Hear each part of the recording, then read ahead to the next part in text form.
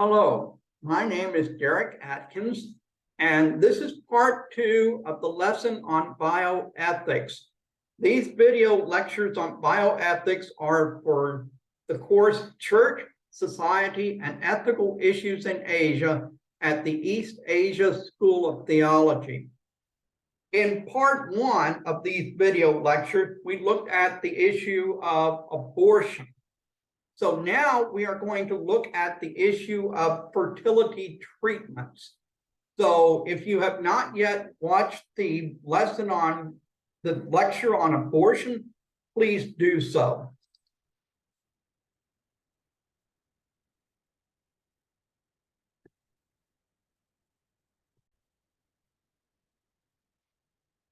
While some people are trying to have or promote abortions, others are having difficulties conceiving a child at all. According to statistics from various countries, anywhere from 10% to 20% of couples are unable to conceive, depending on the country in question. And according to some statistics, as many as 1 in 4 couples in developing countries are infertile. Furthermore, the rate for infertility is increasing.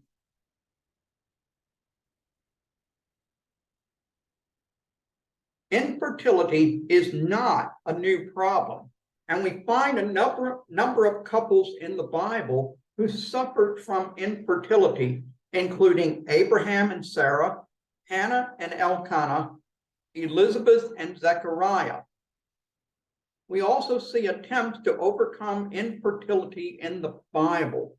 For example, Sarah gave Hagar to Abraham as a means to help God fulfill his promise of a son. And Lot's daughters slept with their father to get pregnant. In this case, they did so because they faced the prospect of not being able to find any husbands. So this problem of infertility is one that has been with us for as long as humans have been around. Thanks to advances in medical technology, it is now possible for some couples who are having difficulty achieving pregnancy to finally see the wife become pregnant. These methods are collectively known as fertility treatments, and they include methods such as artificial insemination, in vitro fertilization, donor eggs, egg freezing, and surrogacy. These different forms of fertility treatments all have various ethical issues, and in this video lecture, we'll take a look at these different issues and how to navigate these issues. Let's begin by looking at what these different forms of fertility treatments involve. The first fertility treatment I want to mention is artificial insemination. In artificial insemination, the sperm from the husband is placed inside the woman's reproductive tract during ovulation to make a woman pregnant. Artificial insemination is like natural reproduction in that the man's sperm enters a woman's reproductive tract, but this is done so artificially, hence the term artificial insemination. Intrauterine insemination is similar, only a thin catheter is placed directly in the uterus near the woman's fallopian tubes and then injects sperm in order to increase the chances that the sperm will fertilize the woman's egg. In some cases, donor sperm may be used if the husband is the one who is infertile, if the woman is not married, or if a lesbian couple seeks to have a child. The next method I want to mention is in vitro fertilization, also known as IVF. In this fertility treatment, sperm and eggs are united in a petri dish, and then the embryo is placed inside the mother's womb in the hopes that the embryo will implant. Typically, this involves growing several embryos and then placing all the embryos inside the mother's womb to increase the chances that any one embryo will successfully implant. This often results in more than one embryo implanting, which then leads to the practice of fetal reduction or embryo reduction, during which a doctor will eliminate those babies that are judged less desirable, often by injecting potassium chloride, which incidentally is one of the chemicals used for execution by lethal injection, directly into the heart of the baby to be, quote, reduced. Death follows minutes later, and the fetus is then expelled from the mother's body as a miscarriage. A third method for fertility treatment is the use of donor eggs. In this method, a donor egg is injected with sperm, and then the embryo is placed inside the mother's womb. This process is similar to IVF, but the difference is that the woman carrying the baby won't be the biological mother of the child, although she will be legally recognized as the child's birth mother. Another fertility treatment is egg freezing. In egg freezing, a woman will have numerous eggs, up to 20, harvested and flash frozen to then be stored until the woman is ready to have a baby. At that time, an egg will be thawed, fertilized, and placed into the woman's uterus. This is a growing practice since more and more women are waiting until later to get married and have children. Some women would like to get married, but they feel they are not able to find any good men. And so they wish to freeze their eggs so that they can have the option to become pregnant at a future date. Now, Singapore law presently allows women 21 to 35, including single women, to freeze eggs. However, only married women may use their cryogenically preserved eggs for IVF treatments. The last method I want to talk about is surrogacy. In surrogacy, a surrogate mother carries a child for another woman. In virtually all cases, the parents undergo IVF and the embryo is placed within the surrogate mother's womb. This means the baby is genetically related to both parents, but not to the surrogate mother. Now, let's look at Catholic teaching on reproductive technologies. I recently watched a video put out by a Christian organization, the Colson Center, and they were talking about the pro-life movement. And one of the comments they made was that Catholics have been much quicker to think through the issues of life, abortion, fertility treatments, and even euthanasia than Protestants have. So we're going to look at Catholic teachings on reproductive technologies first, and then we'll look at how Protestants have responded to these new technologies. So the Catholic Church has 3 different encyclicals that deal with reproductive technology. Now, an encyclical is a document that has been prepared by the Vatican with the Pope's approval. And these documents express the official teachings of the Catholic Church. So the first of these three documents is the Humanae Vitae, written in 1968. This document reaffirmed Catholic teaching on abortion and contraception. Then came Donum Vitae in 1987.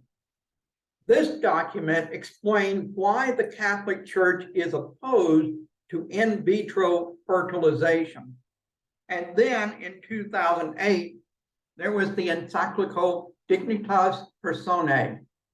This document reaffirmed Donum Vitae and updated Catholic teaching to address new reproductive technologies developed since Donum Vitae was published. The short version of Catholic teaching is that the vast majority of reproductive technologies are immoral, but there are a few limited techniques that are permissible for Catholics to practice when trying to overcome fertility. So according to Catholic teaching, sex in marriage involves two key functions. The first is the unitive function. That is, sex helps to unite the couple in self-giving love for one another. So that's the first main purpose for sex in marriage. The second main purpose for sex in marriage, according to Catholic teaching, is procreative. That is, sex is a gift from God so that couples can give birth to babies within families where they will have the best environment to grow up in. So according to Catholic teaching, any technology that prevents or damages these functions are considered immoral. The Catholic Church is specifically opposed to in vitro fertilization because IVF treatments involve the destruction of life for the purpose of creating life.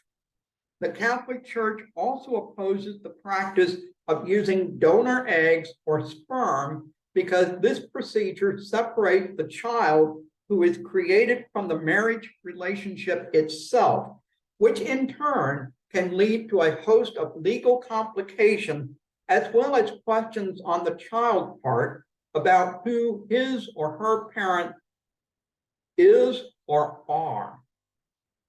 In addition, the Catholic Church is opposed to the practice of egg freezing, even though the eggs are not yet human, because freezing eggs is a substitute for the natural act of procreation within marriage. So that's how Catholics have responded to fertility treatments. Let's look at how Protestants have responded to fertility treatments. There is no agreement among Protestants on how to respond to different forms of fertility treatments. Some Protestant denominations see few or no problems with a wide variety of different reproductive technologies. Some Protestant denominations support fertility treatment only if they are for the purpose of helping married couples have children.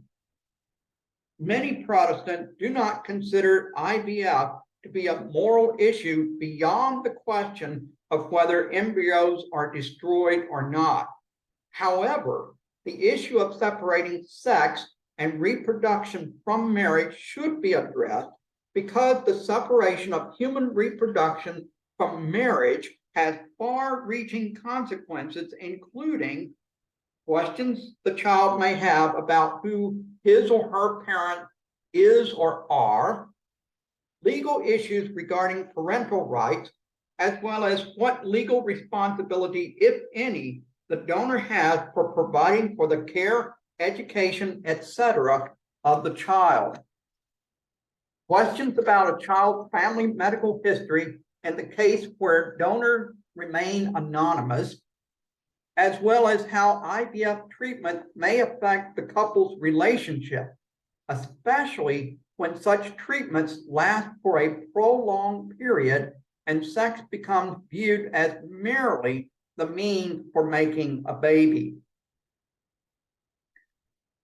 There are some other moral questions to consider, and these questions are raised by the practice of surrogacy.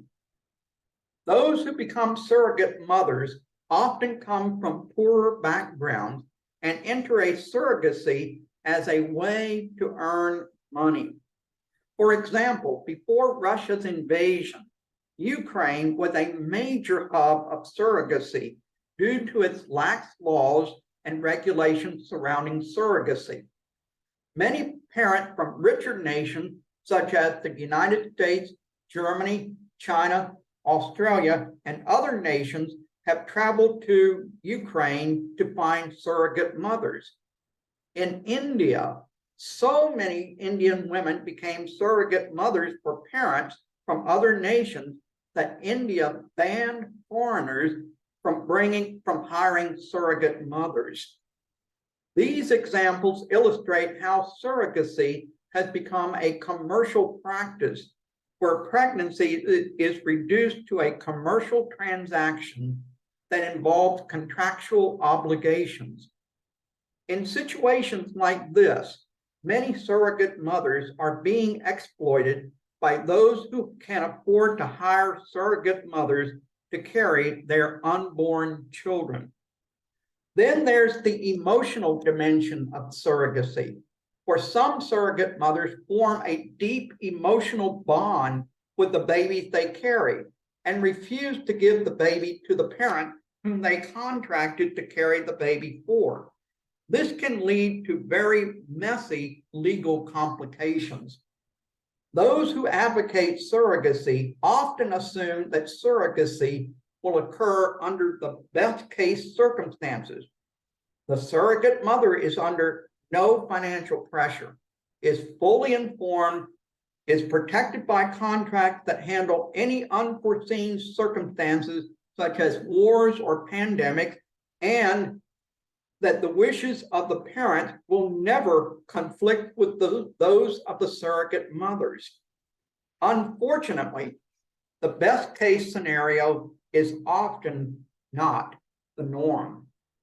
As we've seen, surrogate mothers often come from poorer countries where the mothers do face financial pressures, where they may not be fully informed about the contracts they're entering, and where unforeseen circumstances can and do happen. For example, this slide is a picture of surrogate babies being cared for in a Kiev basement during the Russian invasion of Ukraine in 2022. So these babies were born to surrogate mothers, and now they are literally living in a war zone. So this illustrates one of the many complications that can occur with surrogacy. But even in the best circumstances, there are still serious issues regarding surrogacy. As the biblical example of Abraham and Hagar illustrates, surrogacy can lead to all kinds of problems, including disrupting family dynamics. There is one other method of fertility treatment that I want to mention, and that's cloning. And part of the reason why I'm mentioning cloning is not only is it a fertility treatment, it's also a form of genetic engineering. In cloning, a person's DNA is replicated to create a child with the donor's exact DNA. The cloned embryo is then implanted inside a woman's womb. This woman might be the donor of the child's DNA, the wife of a male donor, or not related biologically at all to the cloned child. Now, I need to make a few clarifications in order to clear up some common misunderstandings about human cloning. First, no humans have yet been cloned. Animals have successfully been cloned for about a quarter of a century, but human DNA is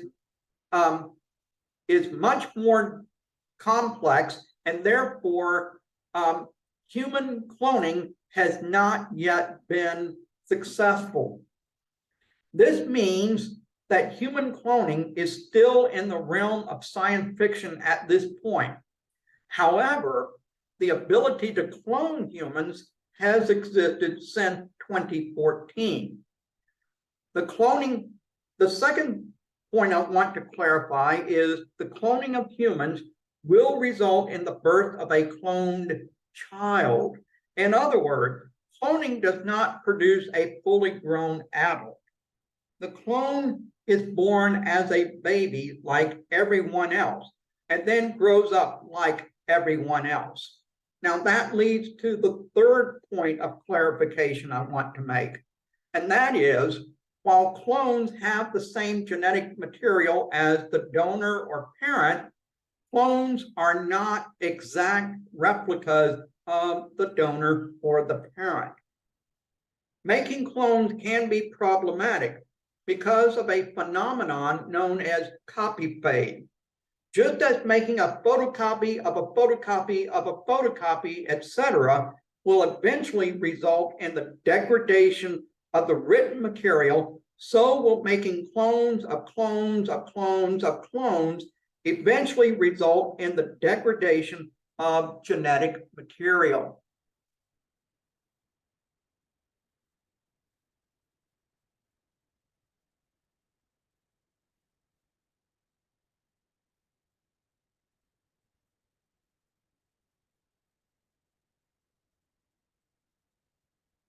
The fourth clarification I want to make is that even if a clone is an exact copy of the donor or parent, the clone won't have exactly the same personality as the donor or parent.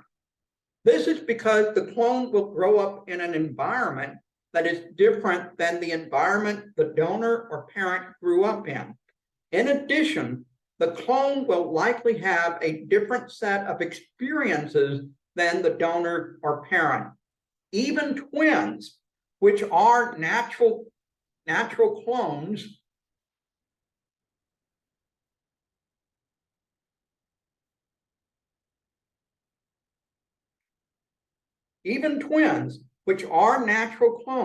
are different from one another, and sometimes significantly so. Okay, so there are two types of cloning. The first is therapeutic cloning. Therapeutic cloning involves cloning human cells for use in medicines and transplants. Therapeutic cloning includes the cloning of stem cells, which are cells that can be made into any other kind of cells through genetic engineering. The development of methods in 1998 to use stem cells caused a great deal of excitement because of the potential for stem cells to be used in curing a wide range of diseases. However, this raised a major ethical issue, because at that time, the only source of stem cells was from embryos, which were destroyed in the process of harvesting the stem cells. In the summer of 2001, President George W. Bush agonized over this question and issued guidelines allowing government funding for the use of those stem cells that had already been harvested, but prohibiting the use of government funds to harvest new stem cells. Since then, scientists have discovered how to harvest stem cells from adult tissue, which does not involve the destruction of any living beings. This still does not resolve the ethical quandary entirely, since embryonic stem cells are still considered the best source of stem cells available. United States law prohibits the creation of embryos for research purposes, but does allow the use of leftover embryos from fertility clinics with consent from donors. There was also controversy surrounding some of the COVID-19 vaccines because a number of them were produced using fetal tissue from aborted fetuses. Some people oppose getting vaccinated against COVID-19 using vaccine manufactured with the help of fetal tissues from aborted fetuses because they believed doing so meant that they were somehow either condoning or promoting the practice of abortion. One key question to ask in resolving this particular ethical issue is the question, will using the vaccine promote more abortions? Here, the answer is no, because the abortions have already occurred. In other words, what has been done cannot be undone. Therefore, we can only take action to prevent future abortions. Therefore, even committed pro-lifers can get COVID vaccine with a clear conscience.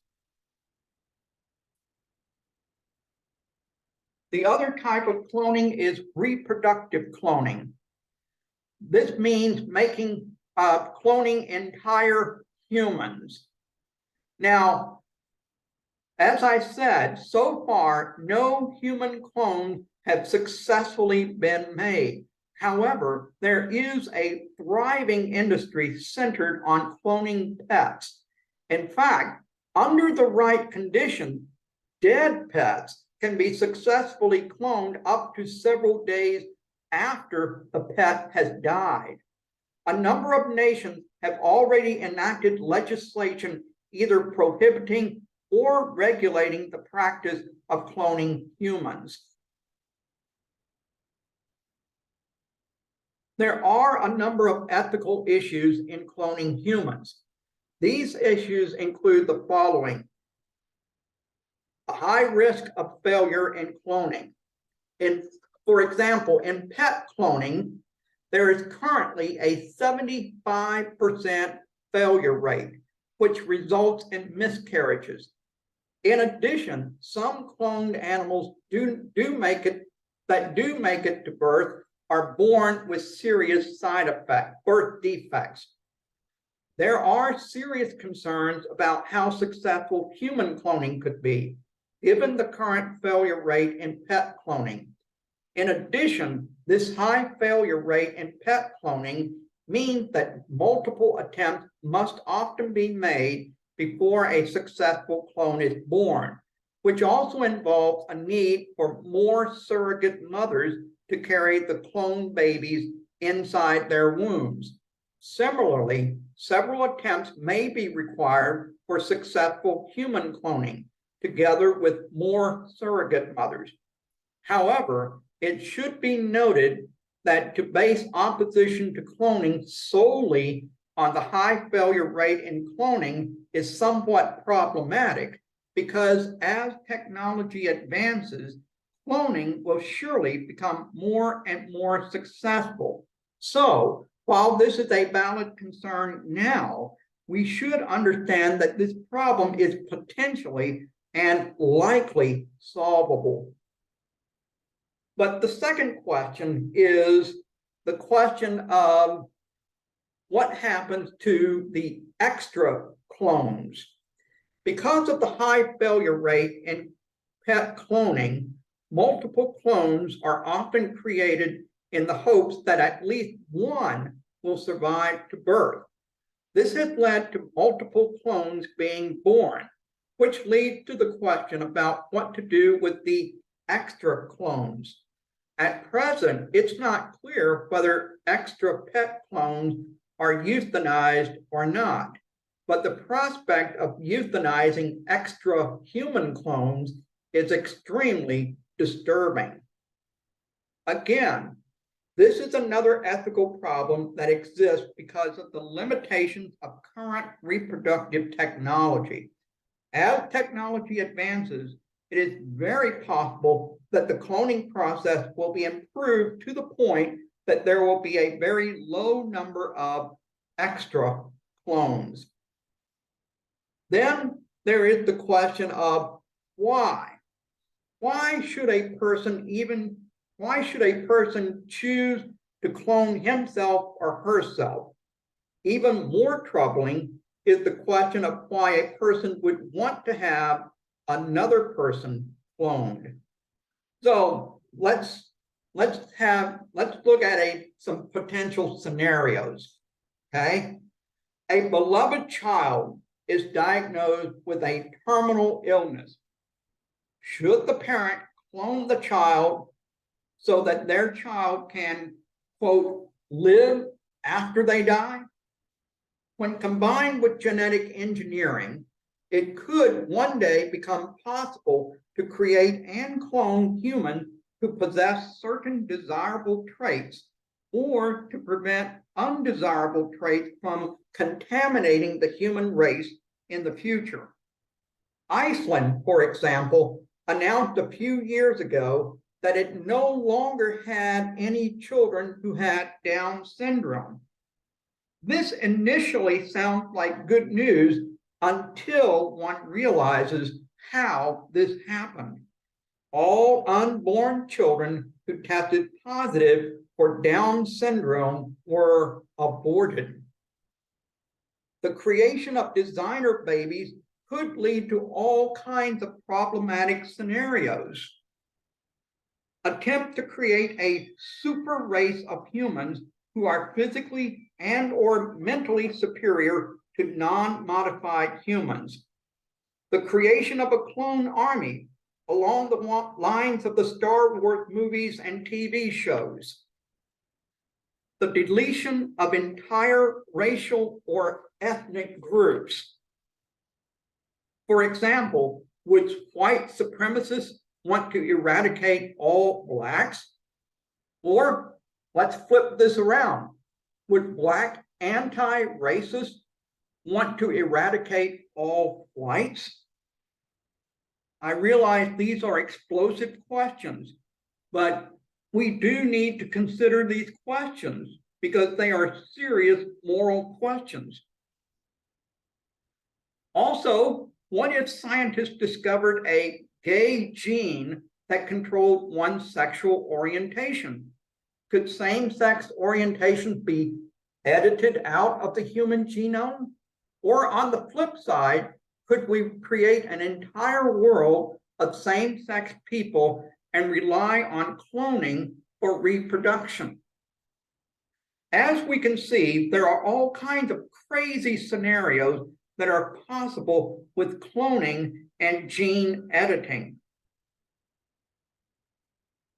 We see then that various reproductive technologies, from in vitro fertilization to cloning, opens up many possibilities that were previously undreamed of. These advances in technology also raise many ethical questions that require careful thinking.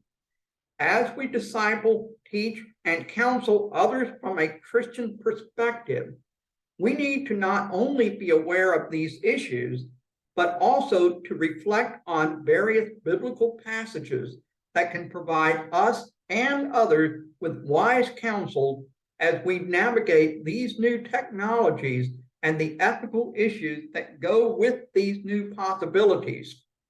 So please be prepared. Please be prepared to discuss some of these ethical issues when we meet together during our class session. So this ends the second video lecture on bioethics. So the first video lecture was on abortion. The second video lecture was on fertility treatments as well as cloning. And now the third video lecture will be on euthanasia. So please finish this video and go to the third video.